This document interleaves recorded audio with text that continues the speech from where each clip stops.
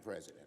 A bill to lift the U.S. government's $31.4 trillion debt ceiling is heading to President Joe Biden's desk after the Senate voted to pass the bipartisan deal late Thursday night and avert what would have been the country's first-ever default. The yeas are 63, the nays are 36. The 60-vote threshold having been achieved, the bill is passed. Nearly all Democrats and some Republicans in the Senate approved the bill, which had been passed by the House the day before. Lawmakers have been racing against the clock following months of partisan bickering. The U.S. Treasury had warned it would run out of funds starting June the 5th if Congress failed to act by then. In a statement, Biden said he would sign the bill into law as soon as possible, adding, quote, "This bipartisan agreement is a big win for our economy and the American people." Still, it was a bitter victory, and both sides took swipes at the other following the vote.